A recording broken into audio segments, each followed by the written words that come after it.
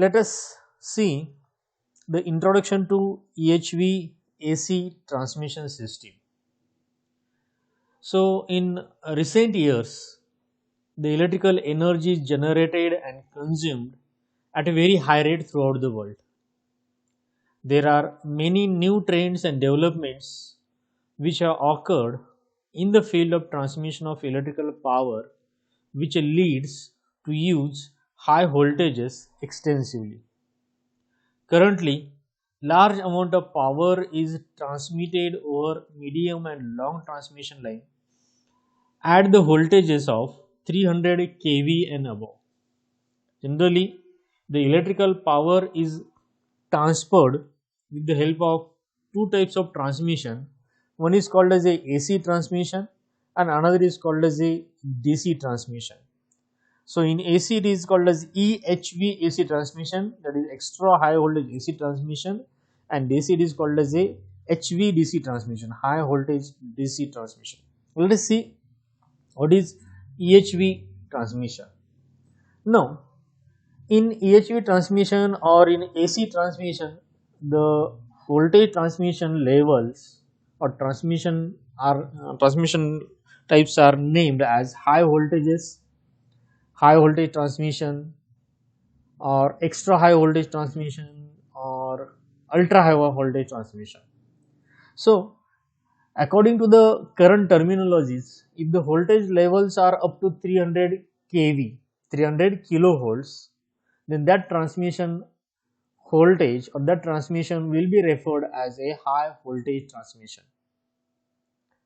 If the transmission voltage is of the range of 300 kV to 765 kV, then that transmission will be referred as a extra high voltage transmission.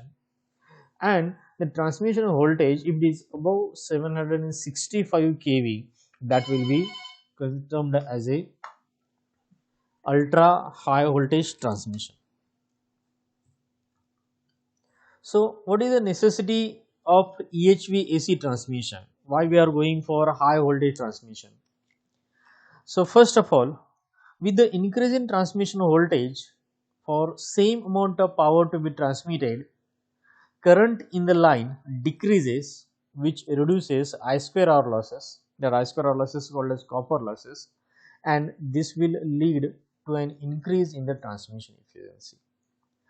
In AC transmission or in AC electrical power, the one device which is used for transferring the electrical power from one circuit to another circuit, that is called as a transformer. Transformer is a static device, and with the help of this static device, electrical power can be transferred from one circuit to another circuit with desired change in voltage and current. So, any voltage can be increased or decreased with the help of transformer. So, when voltage is increased, that time the current will be decreased, or when the voltage is decreased, the current will be decreased. As at the generating stations, we are generating the electrical power at lower voltages. So, generally it is at 6.6 kV, and this 6.6 kV voltage is stepped up to a very high value, which will be termed as a extra high voltage.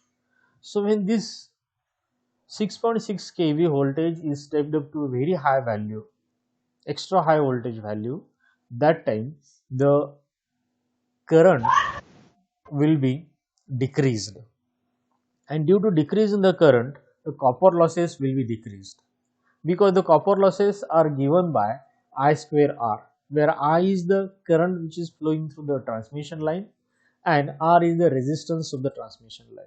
So, due to decrease or reduce the current, the total copper losses will be decreased, and due to decrease in the copper losses, it will lead to the increase in the transmission efficiency, that is transmission efficiency will be increased.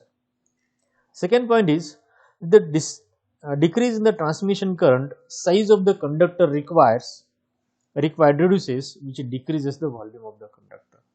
As with the help of transformer, we are decreasing the current value, and due to decrease in the current value, the conductors which are required for the transmission purpose, the size of that conductor will be decreased, that is volume of the conductor will be decreased, and automatically the cost of the transmission line will be decreased. Then third point is the transmission capacity is proportional to the square of the operating voltage. Thus, the transmission capacity of the line increases with the increase in the voltage. The cost associated with the tower, insulation and different equipments are proportional to the voltage rather than the square of the voltage. Thus, the overall capital cost of the transmission line decreases as the voltage increases. Hence, large power can be economically transmitted with the EHV or UHV. The transmission capacity, that is the transfer of the electrical power from sending end to the receiving end, this transfer capacity is proportional to the square of the operating voltage. So, as it is proportional to the square of the operating voltage, we will say that due to increase in the transmission voltage, the transmission capacity will be increased. And due to increase in the transmission capacity, the cost associated with the tower, the cost associated with the insulation, or the different equipments which are required for the transmission purpose, all these costs are directly proportional to the voltage, or we will say it is proportional to the square of the voltage. So as they are proportional to the square of the voltage, the transmission cost will be reduced due to increase in the increase in the voltage.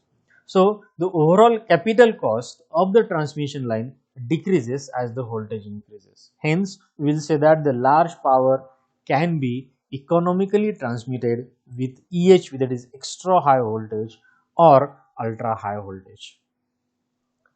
With increase in the level of transmission voltage, the installation cost of the transmission line per kilometer decreases. As we are increasing the voltage levels, the initial overall cost will be decreased, and due to this increase in the voltage, the installation cost per kilometer installation cost will be decreased. It is economical with EHV transmission to interconnect the power system on the large scale. As we know, we have the large number of generating stations, and these generating stations are located at the remote areas. So with the help of EHV transmission, these generators and loads, power stations and loads can be interconnected with the large scale. So they are connected with the grid system. So international grid is also possible with the help of EHV transmission. The number of circuits and the land requirement for transmission decreases the use of higher transmission decreases due to the use of higher transmission voltages. The number of circuits, so there will be single circuit line, double circuit line. The land requirement for the tower, as we are decreasing the size of the conductor, we are decreasing the volume of the conductor, so the weight of the conductor will be decreased. Due to decrease the weight of the conductor, the size of the tower will be decreased, and all this will due to all this, the number of circuits and land requirement of the transmission line decreases due to the use of higher transmission voltages. Large amount of power over long distances is technically and feasible only at the voltages in EHV and UHV range. Thus, economics can be achieved in power generation. That is, large amount of power over the long distance. That is, if you have to transfer the electrical power through a long distance, then this is feasible, or this will be economical only if we transfer the electrical power with the EHV line or UHV line. So the economics can be achieved, that is, the power can be transferred with the lower cost, with the lesser cost in power generation.